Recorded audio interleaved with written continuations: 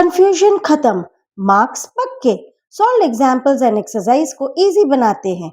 Dear students, अगर channel में नए हो तो सब्सक्राइब कर लो।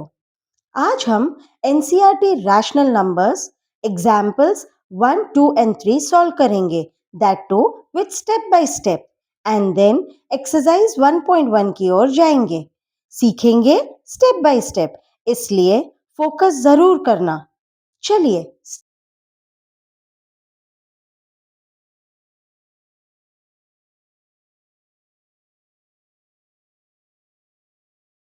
Example 1. Find 3 by 7 plus bracket minus 6 by 11 plus bracket minus 8 by 21 plus 5 by 22. Now when you see this question, जैसे ही हमने ये question देखा, इसमें पॉजिटिव रैशनल नंबर्स भी है और नेगेटिव रैशनल नंबर्स है, लेकिन जो टेक्स्ट बुक में सॉल्व किया गया है, अगर हम इस मेथड से सॉल्व करेंगे तो बहुत टाइम कंज्यूम हो जाएगा।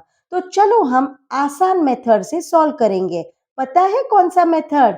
जी हाँ, इसके पहले हमने एक वीडियो बनाया था जिसमें सभी प्रॉपर्टीज हमने जो पढ़ा था, उस प्रॉपर्टीज को हम यहाँ अप्लाई करेंगे। उसके बाद आंसर को विद इन 2 मिनट्स निकाल सकते हैं। तो चलो स्टार्ट करते हैं। Subject maths, topic rational numbers, नए एनसीईआरटी किताब से grade 8 solved examples, chapter 1 episode 2। और आपको पता है एपिसोड 1 में भी हर एक प्रॉपर्टीज को step by step with examples solve किया गया है, तो आप प्लीज जरूर देखना। Find 3 by 7 plus minus 6 by 11 plus minus 8 by 21 plus 5 by 22। जैसे ही हमने ये सम को देखा, इसमें पॉजिटिव रैशनल नंबर्स भी है और नेगेटिव रैशनल नंबर्स है। आपको तो ज़रूर पता है रैशनल नंबर्स क्या है, जो p बाई क्यू फॉर्म में होगा, जिसका p एंड q इंटीजर्स होगा, लेकिन q should not be equal to 0। So ये 3 कंडीशंस हमको हमेशा दिमाग में रखना है। उस 3 कंडीशंस अगर सेटिस्फाई हो गया, इसका मतलब the given number is a rational number. ठीक है, हम पहले ये क्वेश्चन को सोल्यूशन में लिखेंगे। 3 by 7 plus minus 6 by 11 plus minus 8 by 21 plus 5 by 22। अब हम क्या करेंगे, अच्छे से ध्यान देना। चेक द डिनोमिनेटर्स, देखना कौन से टेबल में कौन सा डिनोमिनेटर दोनों जाता है। ये 7 1 जा 7 और ये 7 3 जा 21। तो हम इस दो नंबर को ग्रुप कर सकते हैं। ठीक है, 3 by 7 प्लस माइनस 8 by 21। अब डिनोमिनेटर को देखना, यहाँ 11 है, यहाँ 22 है, तो ये क्या होगा, 11 1 जा 11, 11 2 जा 22। तो plus minus 6 by 11 plus 5 by 22। इस हिसाब से हमारे पास दो ग्रुप आ चुका है। आपको इतना समझ में आया? जैसे हमने नंबर्स को शिफ्ट किया और ब्रैकेट डाला, इसका मतलब हमने कौन सा दो प्रॉपर्टीज अप्लाई किया है? कम्यूटेटिविटी, जो कि हमने लास्ट क्लास में पढ़ा था, एंड एसोसिएटिविटी। ये दोनों प्रॉपर्टीज हमने इस एग्जाम्पल में अप्लाई किया है। कम्यूटेटिविटी आपको तो पता ही है, a plus B is equal to B plus A. और एसोसिएटिव का मतलब क्या होता है? मैंने सिखाया था 3 रैशनल नंबर्स, जिसको हम कैसे भी ग्रुप करेंगे आंसर सेम ही आएगा। जैसे कि a plus B is same as B plus A, ये है कम्यूटेटिविटी। और इसमें क्या आएगा, a प्लस, ये ब्रैकेट मैंने ऐसे डाला, इसका मतलब आप कैसे भी ऐड करोगे तो LHS का आंसर और RHS का आंसर सेम ही आएगा। सो ये है कम्यूटेटिविटी और ये है एसोसिएटिविटी। अब हम क्या करेंगे, LCM निकालेंगे। इतना समझ में आया? अच्छे से देखना, फोकस करना, क्योंकि ऐसे सम्स ही क्वेश्चन पेपर में पूछा जाता है। और आप पैनिक नहीं होना, क्योंकि ये स्ट्रेस फ्री सम है। कैसे? अगर आप अच्छे से ध्यान दोगे, अगर आपको समझ में आ गया तो उसे 1-2 बार प्रैक्टिस भी करना। 3 by 7 into 3 plus minus 8 by 21। ये तो इंटू 1 हो सकता है, ठीक है। प्लस अच्छे से देखना मैं क्या कर रही हूँ, इंटू टू इसका मतलब मैं डिनोमिनेटर्स को लाइक फ्रैक्शन बना रही हूँ। इतना समझ में आया। अब 3 3 क्या होगा, 9/21 प्लस एकदम धीरे से सॉल्व करना, आराम से करना ताकि आपका एक भी स्टेप रॉन्ग नहीं होवे। -8/21 प्लस -12/22 प्लस 5/22। अगर आपने ये सम डायरेक्ट सॉल्व किया होता, पहला तो टाइम कंज्यूमिंग होता और सेकंड अगर क्वेश्चन में पूछा जाता कि आपको ये सब यूजिंग प्रॉपर्टीज करना है, तो अगर आपने प्रॉपर्टीज यूज नहीं किया तो भी आपका मार्क्स डिडक्ट होता। इसलिए हमको हमेशा प्रॉपर्टीज अप्लाई करना ज़रूरी है। इतना समझ में आया। अब देखो कितना आसान है ये सम सॉल्व करना। अब डिनोमिनेटर सेम है तो हम क्या कर सकते हैं, 9 - 8 ÷ 21 एक ही बार लिखेंगे प्लस ब्रैकेट -12/5। क्यों? क्योंकि डिनोमिनेटर सेम है। इतना समझ में आया, ठीक है। हमको ये कैसे मिला, we found out by LCM. अब 9 - 8 कितना, 1/21 प्लस -12 प्लस 5 कितना होगा, यस -7/22। अब 1/21 प्लस इंटू माइनस माइनस, इतना समझ में आया। अब अच्छे से ध्यान देना, फिर से डिनोमिनेटर्स डिफरेंट है, इसका मतलब हमको फिर से क्या फाइंड आउट करना पड़ेगा, या तो एलसीएम से सॉल्व करो या क्रॉस मल्टीप्लिकेशन मेथड, जो भी आपको इजी लगे। तो ये होगा 122 माइनस 147 डिवाइडेड बाय 21 इंटू 22 462। तो ये रहा आपका फाइनल आंसर। इतना समझ में आया। मैंने माइनस किया and I got 22 minus 147 as -125 divided by 462. Now, do you think properties of commutativity and associativity made the calculations easier? Yes. So, please apply all the properties wherever it is needed so that your solutions will be correct and it won't be time consuming. So, let's move to example 2. Example 2 new NCERT किताब है, chapter 1 है।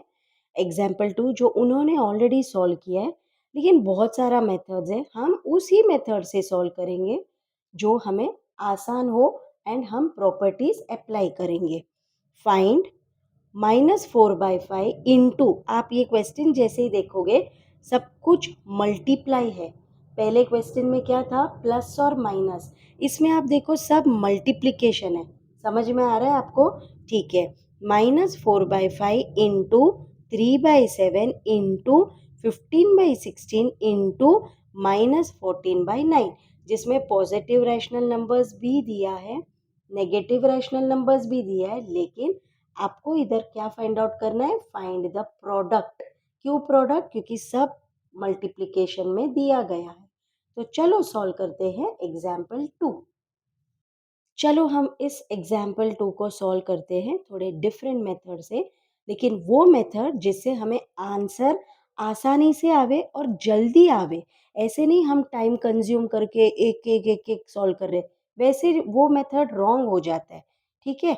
कभी कभी question ऐसे भी पूछा जाता है, फाइंड यूजिंग प्रॉपर्टीज, जो कि मैं पहले भी बता चुकी हूँ, एपिसोड 1 जो पहला वीडियो है उसमें हर एक प्रॉपर्टीज को एक्सप्लेन किया गया है। तो आप प्लीज़ उसे ज़रूर देखना और नए स्टूडेंट्स हो तो प्लीज़ सब्सक्राइब ज़रूर करना, ठीक है। चलो नाउ हम पहले इसे लिखेंगे -4/5 इंटू, देखो सब मल्टीप्लिकेशन है, आपको दिख रहा है सब, हाँ मल्टीप्लिकेशन है।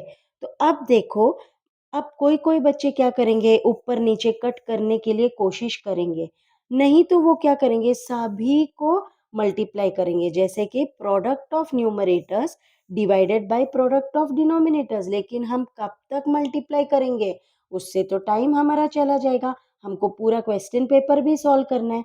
तो इसीलिए हमको प्रॉपर्टीज दिमाग में आना ज़रूरी है। तो देखो कैसे करते हैं। जैसे ही आपने देखा 5, देखो 5 4 5 3 5 15, क्या मैं 5 और 15 को कट कर सकती हूँ एक ही टेबल से? हाँ, कर सकती हूँ। 5 1 जा, 5 3 जा। तो मैं इस 2 को, मतलब ये दोनों रैशनल नंबर को साथ लिख सकती हूँ, ग्रुप कर सकती हूँ। हाँ, ज़रूर कर सकती हूँ। इनटू, अब देखो 3/7, क्या 7 के टेबल में 14 जाता है? हाँ, तो मैं लिख सकती हूँ 3/7 इंटू -14/9। इतना समझ में आया आपको? अब मुझे अच्छे से ज़रा बताना, पहले मैंने क्या किया? पहले मैंने रैशनल नंबर्स को शिफ्ट किया, उसके बाद मैंने क्या किया? मैंने ब्रैकेट डाला। इसका मतलब हमने इधर कौन-सा प्रॉपर्टी अप्लाई किया है?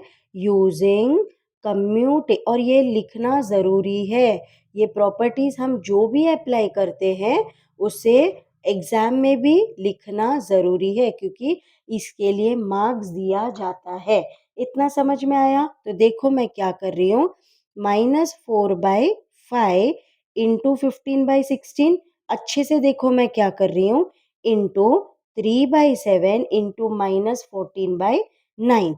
अब देखो 5 1 जा 5, 5 3 जा 15, 4 1 जा 4, 4 4 जा 16, तो क्या बचा? -3/4। इतना समझ में आया? इंटू, अब रुको, पहले इसमें देखो हम कट कर सकते हैं? हाँ, कर सकते हैं।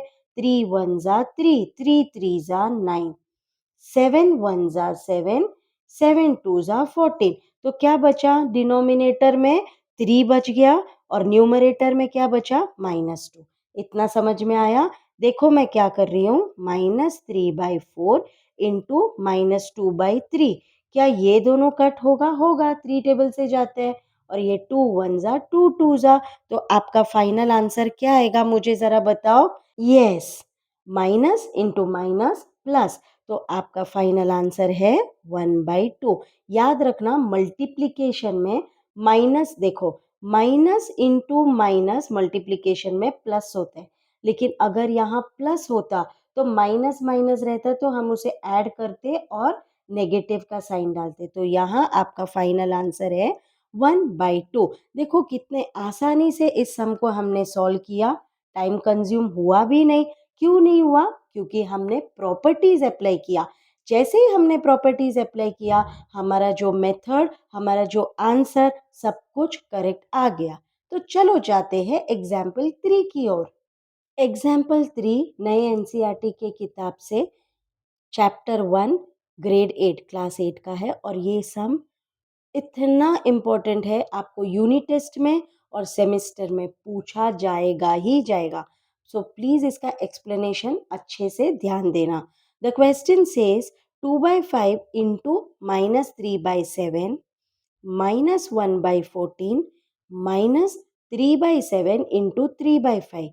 वेरी इंपॉर्टेंट सम, बहुत हटके सम है, तो आप इसे प्लीज़ ज़रूर समझना, स्टेप बाय स्टेप ध्यान देना, क्योंकि अगर एक भी स्टेप अगर आप भूल गए तो हमको सॉल्यूशन आने में थोड़ा दिक्कत हो जाएगा। Example 3, find 2/5 into -3/7 -1/14 -3/7 into 3/5। Very important sum, please इसे कम से कम 2 बार प्रैक्टिस कर लेना, ठीक है? देखो मैं कैसे कर रही हूँ। पहले we will write the question as it is. First understand what are the steps to be followed to solve this sum correctly. अच्छे से देखो।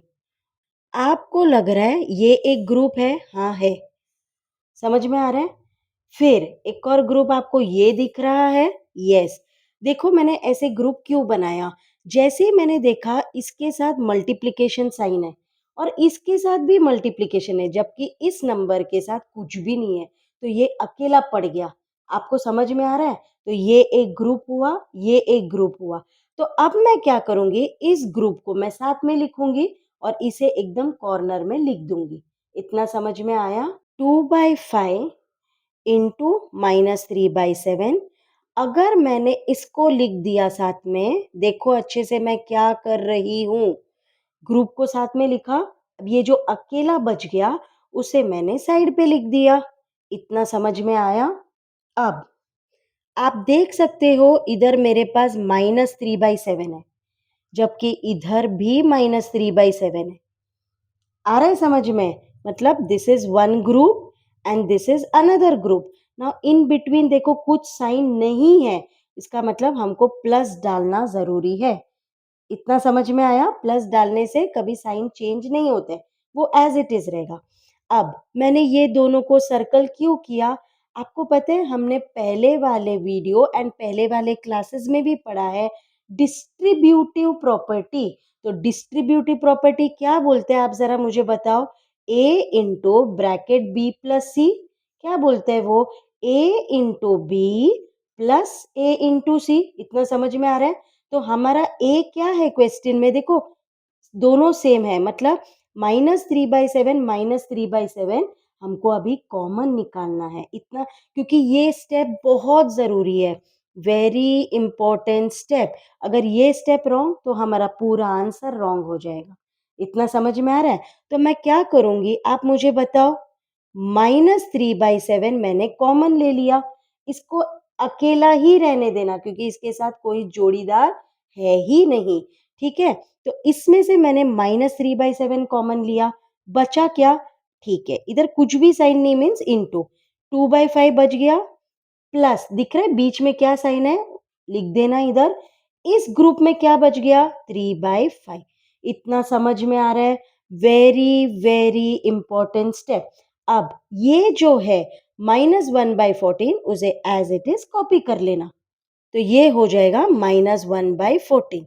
ये स्टेप अगर आपको नहीं समझा तो मैं फिर से समझाती हूँ। इधर मैंने क्या किया? I have applied which property? Distributivity. Distributivity property क्या कहता है?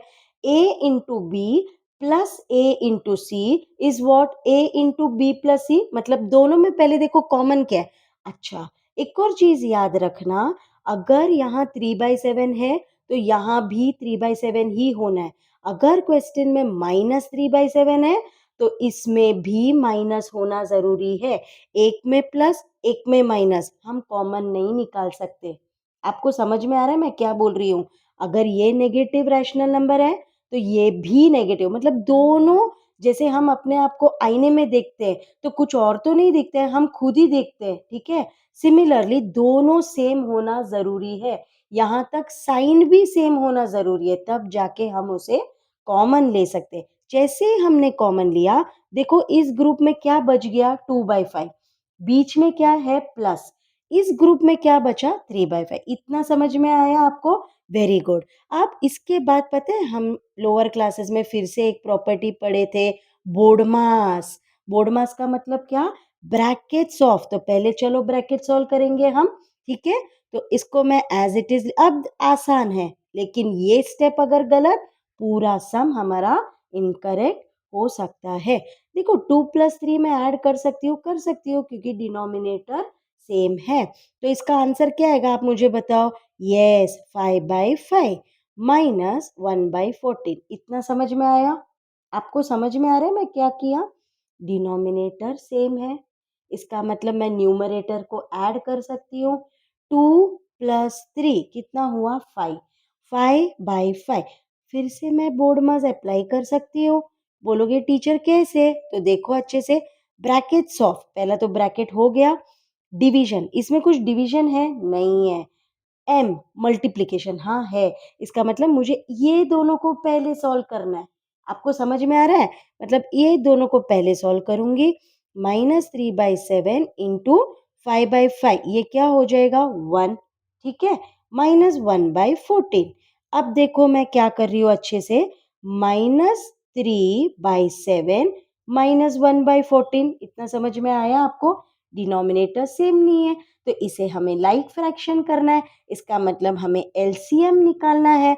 तो मैं क्या करूंगी? इंटू टू, जिससे मुझे आंसर आ गया -6/14 -1/14।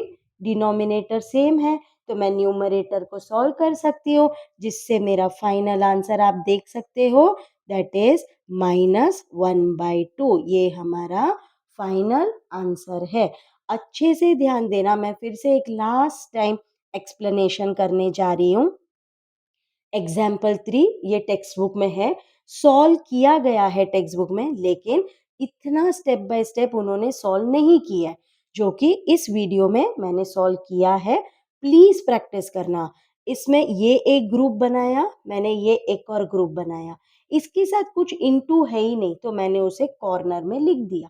अब उसके बाद मैंने यहाँ स्केच पेन से किया, आपको चाहिए तो आप पेंसिल से एग्जाम में फाइंड आउट कर सकते हो कि हमें कौन सा रैशनल नंबर कॉमन निकालना है। और ये कौन सा प्रॉपर्टी मैंने अप्लाई किया है, डिस्ट्रीब्यूटिविटी, और वो भी लिखना ज़रूरी है एग्जाम पेपर में। उसके बाद मैंने बोर्ड मास अप्लाई किया, आपको समझ में आ रहा है, जिसमें डिनोमिनेटर सेम है तो मैंने न्यूमरेटर को सॉल्व कर दिया। उसके बाद फिर से बोर्ड मास अप्लाई किया। बोर्ड मास का फुल फॉर्म आपको पता है क्या है, brackets of division, multiplication, addition, subtraction. ऐसे करते करते मुझे फाइनल रिजल्ट आ गया -1/2। तो इस तरह हमने एग्जाम्पल्स 1 से लेके 3 तक जो भी टेक्स्ट बुक में दिया गया है उसे हमने खुद से सॉल्व किया। टेक्स्ट बुक में भी किया गया है लेकिन कोई कोई स्टेप उन्होंने नहीं किया है, तो हमने exactly step by step solve किया।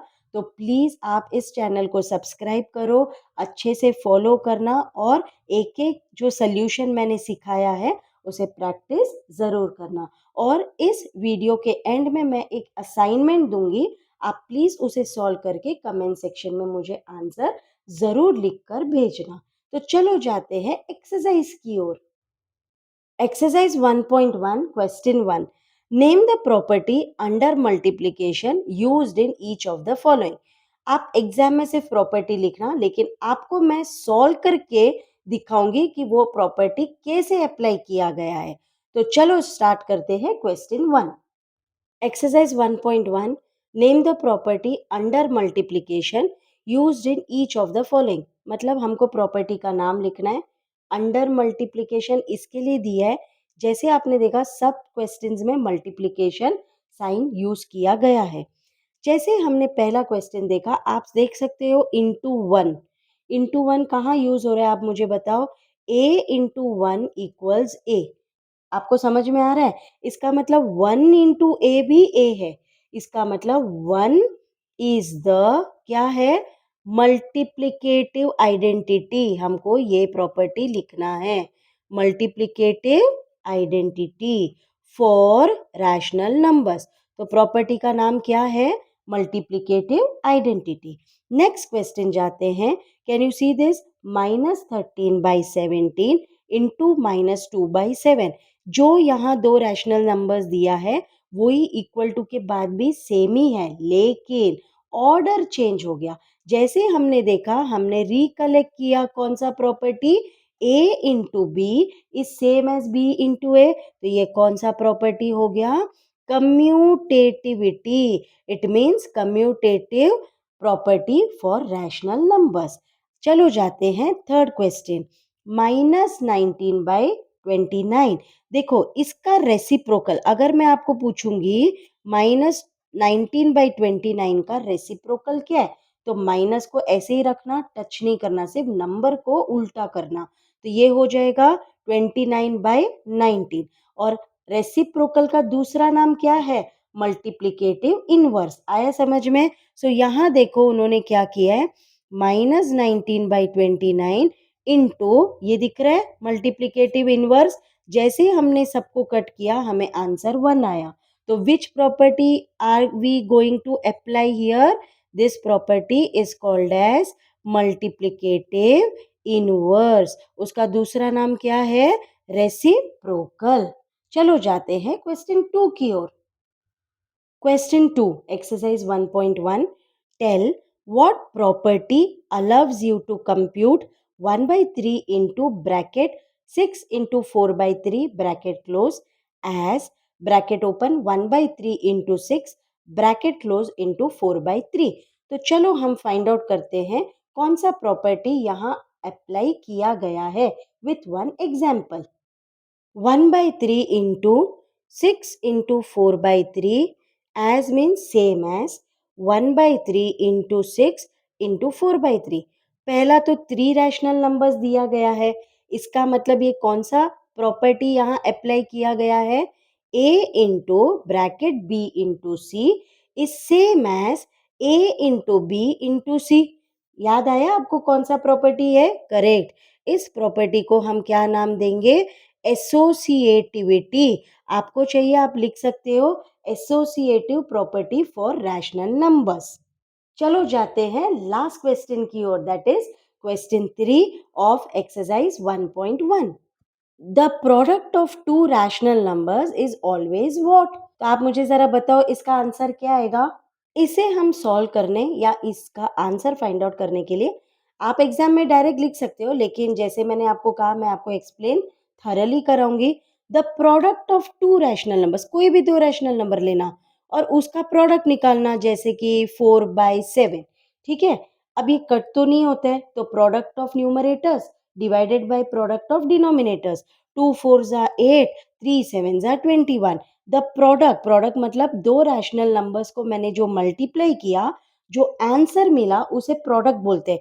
क्या वो भी रैशनल नंबर है? हाँ है। इसका मतलब इसका आंसर क्या आएगा? The product of two rational numbers is always a rational number. In this way, we have completed chapter 1 rational numbers, solved examples, properties and exercise all sums step by step. चलो अब हम देखते हैं assignment, जिसको मैं explain करूंगी, लेकिन आपको सॉल्व करके उसका आंसर मुझे कमेंट सेक्शन में जरूर बता देना। Assignment question number 1, find using distributivity, मतलब आपको इसका दोनों का आंसर डिस्ट्रीब्यूटिव प्रॉपर्टी अप्लाई करके ही निकालना है। तो अच्छे से स्टेप बाय स्टेप सॉल्व करना और मुझे final answer please comment section में बता देना। The first question says bracket open 7/5 into bracket -3/12 bracket close plus bracket open 7/5 into 5/12। जैसे आपने ये क्वेश्चन देखा, देखो कौन सा रैशनल नंबर कॉमन है? 7/5। तो ये कौन सा प्रॉपर्टी अप्लाई किया गया है? Distributivity. a into B plus a into C आपको आता है, तो प्लीज आप सॉल्व कर देना। सेकेंड क्वेश्चन 9/16 इंटू 4/12 प्लस बीच में है ब्रैकेट ओपन 9/16 इंटू -3/9। जैसे आपने ये क्वेश्चन देखा, देखो कौन सा रैशनल नंबर दो बार लिखा गया है? 9/16। तो उसे कॉमन लेना, ब्रैकेट के अंदर क्या बच गया? 4/12, बीच का साइन प्लस और फिर ब्रैकेट ओपन करके -3/9, और वहां मेंशन जरूर करना यूजिंग डिस्ट्रीब्यूटिविटी। तो आप प्लीज दोनों का आंसर मुझे सॉल्व करके कमेंट सेक्शन में दिखा देना। आपको ये वीडियो जरूर हेल्पफुल हुआ है, इसलिए सब्सक्राइब जरूर करना, ताकि आगे भी आपको सभी चैप्टर्स के सॉल्व एग्जाम्पल्स एंड एक्सरसाइजेस के सम्स मेथोडोलॉजी के साथ स्टेप बाय स्टेप सॉल्व किया जाएगा। प्रैक्टिस जरूर करना। मिलते हैं अगले वीडियो में।